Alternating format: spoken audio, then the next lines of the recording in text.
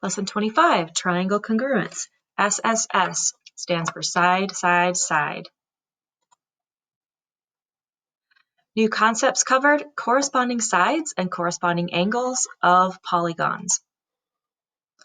Are sides and angles in the same position in two different polygons with the same number of sides? Example 1, identifying corresponding parts. Identify the corresponding angles and sides for triangle XYZ and triangle KLM. So instead of just going by sight, we need to go by the rule. So this is our congruency statement, and the order is important here. This tells us since X is in the first position of triangle XYZ, that corresponds with angle K. So we'll mark angle X and angle K. Okay, second in position is the Y. So Y goes with L. Y goes with L. And then in the last position, we have Z and M. So angle Z is congruent to angle M. Now, as far as the sides go, we can, again, look at the congruence statement and match up by sides. So if I do something like this, XY, that would be segment XY, which is right here. So segment XY is going to correspond with, what are the first two letters in the second statement? KL. So KL, so those two go together. Again, it's kind of hard to eyeball this. Some of these sides look awfully the same. So we're going to just depend on the triangle congruence statement. Next one is YZ goes with LM. YZ goes with LM. And then lastly, we can take the first and last. So XZ goes with KM. XZ goes with KM. Triangles are said to be congruent triangles when all of their corresponding sides and angles are congruent. One way to determine if two triangles are congruent is to use the side-side-side congruence postulate. When naming congruent triangles, it is important to name them correspondingly. We have a postulate to look at. Postulate 13 is the SSS congruence postulate. And there's a little exploration here in your book. It says that, you guys, I know, are not in class, but we're doing this online. So basically, number 1, it says your teacher will give you 3 segments of different lengths to each student. Make sure that your segments are the same length as your partner's. And then you assemble a triangle using the segments provided. You compare the triangle that you assembled with your partner's, and are they the same or different? If they're different, in what ways? Working with your partner, try to assemble 2 triangles that are different than the ones originally formed. And then what do you notice about the triangles you assembled? All right, so I pulled a GeoGebra. Oh, I need to move this. Come on. A little GeoGebra applet. And so we'll just kind of walk through this together. So I've just constructed 3 random lengths. You could do this at home if you get, say, 2 straws and then leave one of them the original length and then cut the other one, not exactly in the middle, but or not exactly in the center, but somewhere in between the 2 ends. And then what you're going to do is you're going to try to construct a triangle. So let me try to do this here. Okay. So I'm going to swing D up here, drag point C down to F. I'll use this line EC as a base. And then so I can swing this one. See how it's a fixed length? The length isn't changing. I can just kind of swing it around. Okay, so we've got A, B, again, a fixed length. So let's put point A on E. And let's swing B up, and let's make a triangle. So there we go. So here's my question. Is it possible to take these and to make another triangle out of these three pieces? So you can try, you can mess around with this if you want, but what you're going to find is you can only make one possible triangle out of three given sides. I mean, I could have put this short side from the left. I could have put that over on the right, basically swapping these two top sides, but that would be a congruent triangle, wouldn't it? It would just be something that's flipped. But I could somehow micromanage. I could, not micromanage, that's a funny word. I could flip, rotate, and translate any other triangle made with these three sides so that it lies directly on top of this one.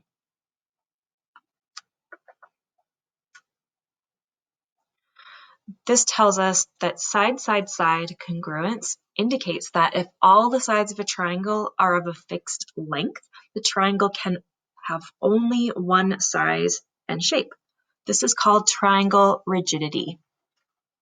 So in the box, if triangles ABC and DEF are congruent, their relationship can be shown by the congruence statement given here. Okay, so as soon as you have three congruent sides, you know that the triangles are congruent. What does that mean? Well, that means that not only are all the three sides congruent, but all three corresponding angles are congruent as well. Example 2, naming congruent triangles. Write a congruent statement for the two triangles. So it's given that these are congruent, and we can tell by their marks. So what they want us to do is name all of the, write congruent statement. Okay, so for the two triangles, triangle 1 is congruent to triangle 2. So go ahead and take this first one. The order doesn't matter on the first one, so let's just do ATC. But for the second one, we want to make sure and match up the correct angles together. So the first position in the first triangle is A. So A is the single arc mark. That's going to go with G. Okay, and the second position is the T. That's the double arc mark. That obviously goes with the O, the double arc mark in the second one, and that leaves us with C and D. C and D corresponding. So that's our correct congruence statement. CPCTC is an abbreviation for the phrase corresponding parts of congruent triangles are congruent. This tells us that when two triangles are congruent, CPCTC states that the corresponding angles and sides of those triangles will also be congruent. For example, if we have this congruent statement right here, these two triangles are congruent, then by CPCTC, all of the following congruence statements can be written. And so, of course, we can pull all three pairs of angles and make congruent statements about angles. We can do the same thing about each pair of congruent sides.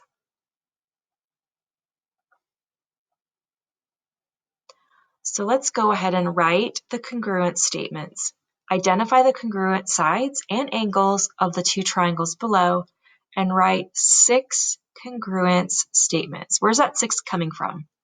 Well, that's going to come from, we have 3 angles and 3 sides. So we're going to be careful to match up the corresponding pieces. All right, let's start with our angle statements. We've got angle A, angle B, and angle C from the triangle on the left.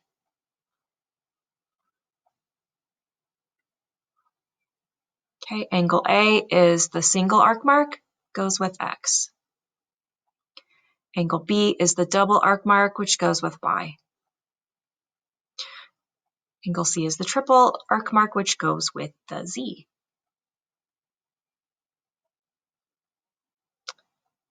All right, sides. So let's take this side here. So side AC.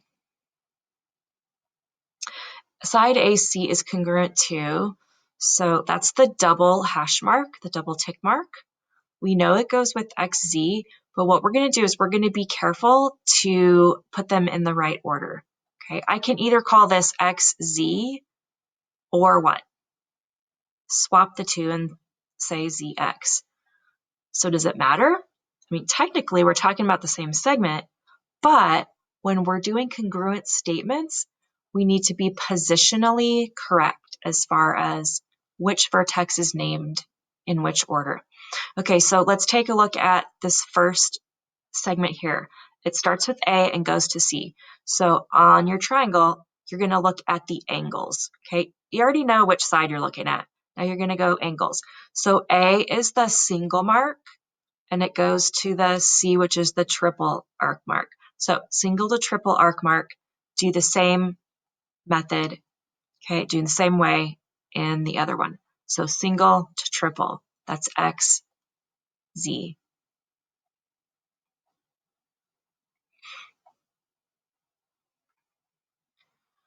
All right, let's look at the next one. Let's get all three of them.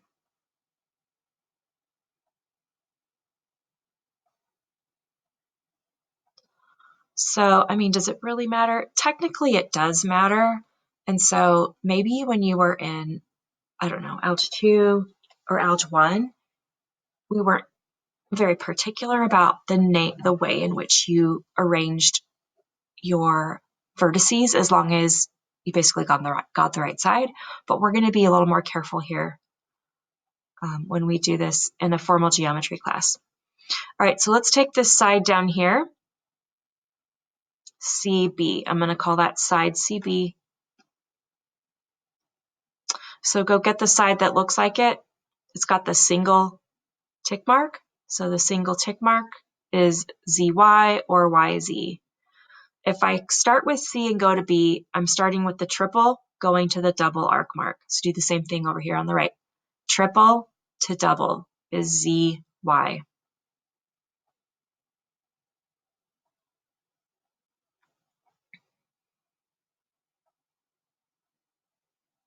Okay, and that last one,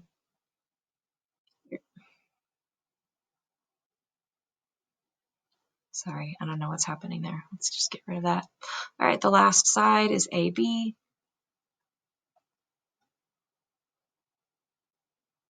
And that's congruent to what? So single to double goes with single to double, X, Y. There's your 6 congruency statements. We'll finish up here with application making a kite. Regina's making her own kite. It is made of 2 perpendicular pieces of wood to which she will attach a plastic kite shape, given below. The kite shape is made of 2 congruent triangles as shown in the picture below. Regina has also found, or already found, the measures that 2 of the angles need to be so that the kite can fit onto the wooden frame. These measures are DAB,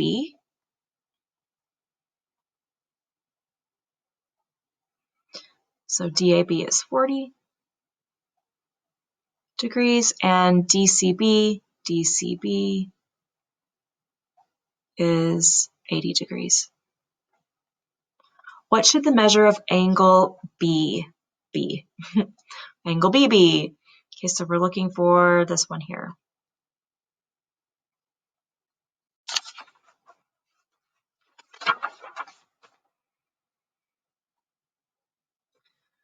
All right, so we'll proceed like this. We know that CA is congruent to CA. CA is a member of both of those triangles.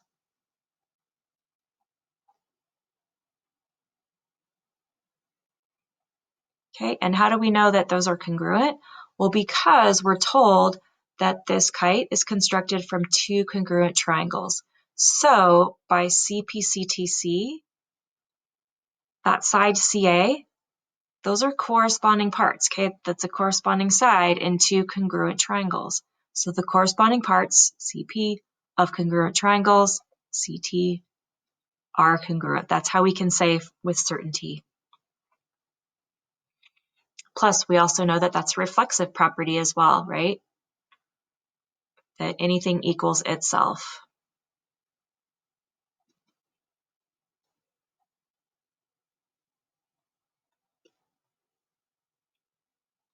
Okay, all right. And so what's given here is that we know that all three sides of both triangles are congruent.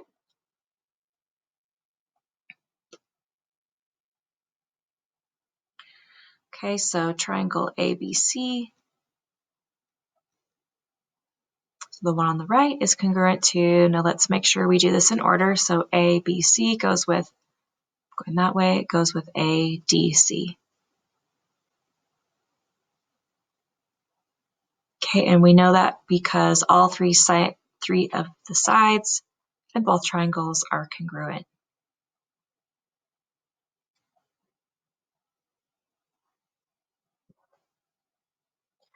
All right, let's move on. So because of that, we know that this angle here, this little angle here in the right triangle, and this one here, okay, those are corresponding angles of congruent triangles, aren't they? So they're congruent. So let's name the one on the left, DAC. Angle DAC is congruent to angle BAC on the right. Okay, and that's by CPCTC. Well, if that's true, and the sum of those two angles is 40, then each of those individual angles is going to be what? Split it in half. Each one of those is 20 degrees.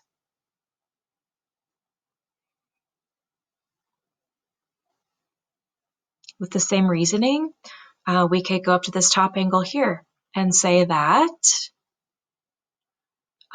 this angle here is congruent to this angle here.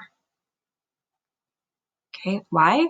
Because they're corresponding parts, so they're corresponding angles of congruent triangles. So they're congruent. They have to be the same exact measure. So angle, let's see, let's call this DCA. Angle DCA on the left is congruent to, let's go in the same order, BCA for the same reason, CPCTC. And the sum of those two angles is 80. Split them in half. 40 divided by 2. Sorry, 80 divided by 2 is 40 each. All right, remind yourself what we're trying to solve here. You want to know what angle B is. So angle B is part of this triangle on the right side. And so just focus it on that. And we've got a 40-degree angle up top. We've got a 20-degree angle at the bottom. That gives us 60 total. Triangle sum tells us we need 180 total in each circle. So that would, what would we add to 60 to get 180? We would add 120. So B would have to be 120 degrees. So angle B, I guess we should say the measure of angle B is 120 degrees by triangle sum. All right, lesson 25 is done.